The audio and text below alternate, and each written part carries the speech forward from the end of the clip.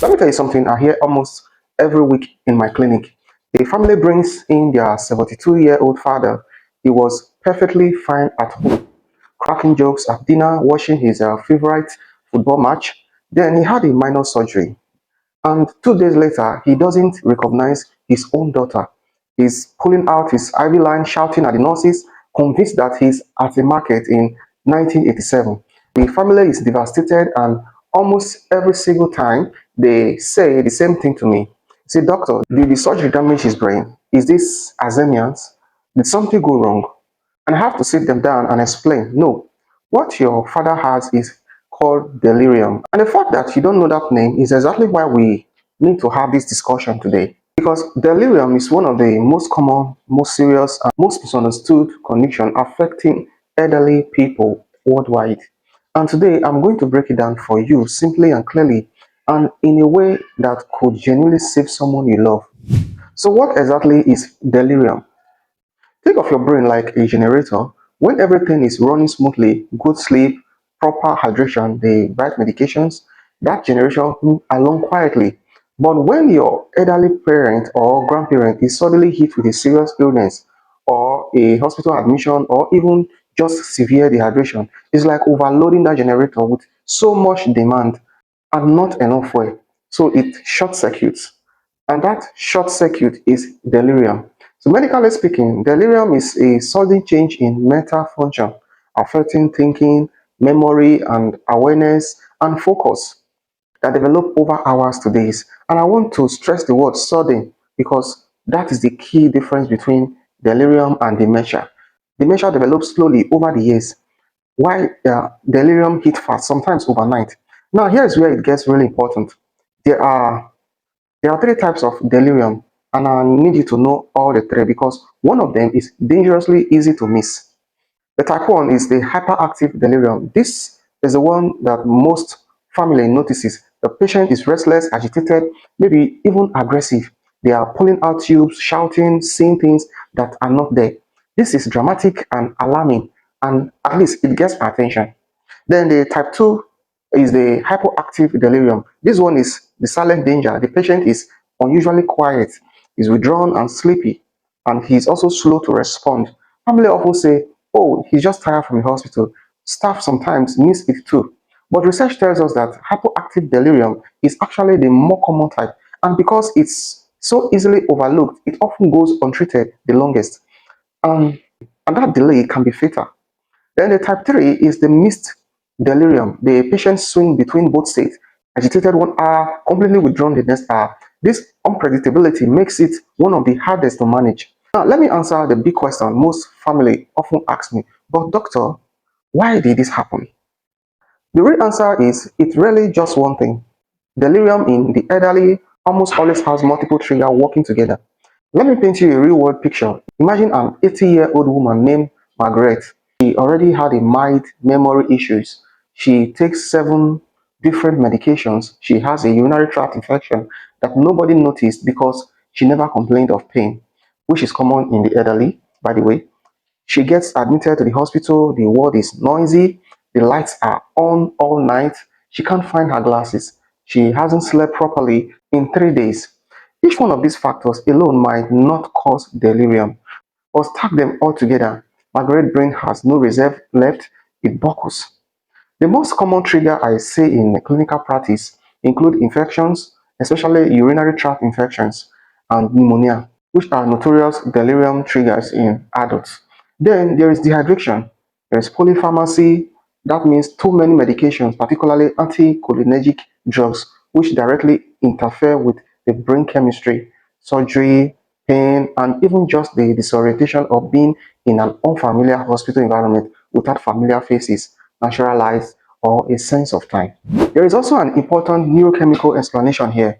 In most non-withdrawal cases of delirium, what's happening in the brain is a cholinergic deficit combined with excess dopamine activity. In simple terms, the brain's chemical balance is thrown off, and the result is that disordered thinking, confusion, and perceptual disturbances we call delirium. There are numbers that should stop you in the tracks. About 20% of all adults over 65 who are admitted to hospital are already in delirium at the time of admission. The prevalence among the elderly inpatient ranges from 14% to as high as 56%, depending on the setting.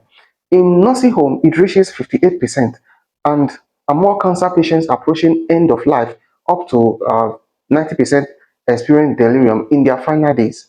Despite how common it is, research suggests that 30% to 60% of all delirium cases go undiagnosed. Let that sink in. More than half of the confused elderly patient may never get a proper explanation or appropriate treatment. The risk is highest in patients who already have dementia, which is the single strongest risk factor for delirium.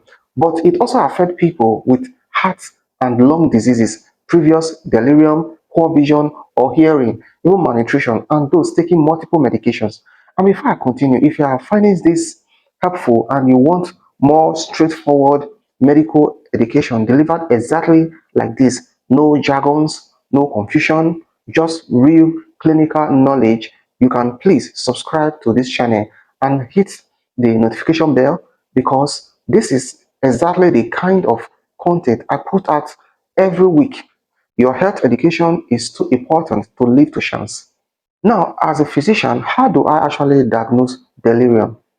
The diagnosis is primarily clinical, meaning it's based on observation and assessment, not a single blood test or scan. In practice, I use a tool called the Confusion Assessment Method, or CAM, which has a sensitivity of 94 to 100% and specificity of 90 to 95%. It essentially asks, did this confusion come on suddenly? Does it fluctuate? Is a patient inattentive? Is their thinking disorganized or their confusion altered? But here is something crucial. The tests we run are not to diagnose delirium itself. They are to find the cause. So we do blood work, we check electrolytes, the kidney and liver function, the blood sugar, calcium level, because hypercalcemia, for instance, is well known but underappreciated cause of delirium, particularly in women with breast cancer and bone metastasis. We do urine analysis, we do chest X-ray, ECG, and sometimes a brain scan or lumbar puncture, depending on the clinical picture. The goal is always to find the cause and treat the cause. The treatment for delirium is not one size fits all, and I want to be very direct with you here. There are currently no FDA approved medication specifically for treating delirium. What we treat is the underlying cause. If it's an infection, we give antibiotics. If it's dehydration, we rehydrate. And if it's a problematic medication, we stop it.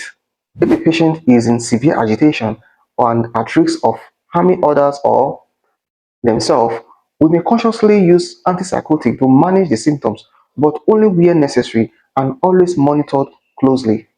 The non-pharmacological interventions are equally powerful and criminally underused. So in my clinic, I always counsel families on this. Keep the environment calm and familiar. Bring in familiar photographs or personal items. Make sure the patient has their glasses and hearing aids. Sensory deprivation alone can worsen delirium significantly. Keep a clock and a calendar visible and maintain a regular day-night routine. Encourage gentle movement where possible, and most importantly, be present. A familiar, calm voice is genuinely therapeutic. Here is something Linda Resource mentioned, and this is my clinical pro tip for today. A landmark study published in the New England Journal of Medicine, the HEP program, which is the Hospital Elder Life program developed by Dr. Sharon at Harvard, demonstrated that targeted multi-component non-pharmacological intervention can reduce the incidence of delirium by up to 33% in hospitalized elderly patients. The program focuses on the 6 risk factors, which is the cognitive impairment, sleep deprivation, immobility, visual impairment, hearing impairment, and dehydration, addressing each one proactively rather than waiting for delirium to develop. What this means practically is this: if your elderly relative is being admitted to hospital, advocate loudly. Ask the team, is someone monitoring for delirium? Do they have their glasses and hearing aids? Are they being helped to walk? Are they being kept hydrated? And are unnecessary medications being reviewed? You are not being difficult. You are being a lifesaver. So, in conclusion, delirium is not an inevitable part of aging. It is not simply old age confusion. It's a medical emergency that deserves to be recognized, investigated, and treated with the same urgency as heart attack and or a stroke. The next time you see an elderly person who seems suddenly different, confused, withdrawn, agitated, or simply not themselves, do not wait and see. Get them assessed immediately, because the faster we identify and treat the cause, the better the chance of full recovery.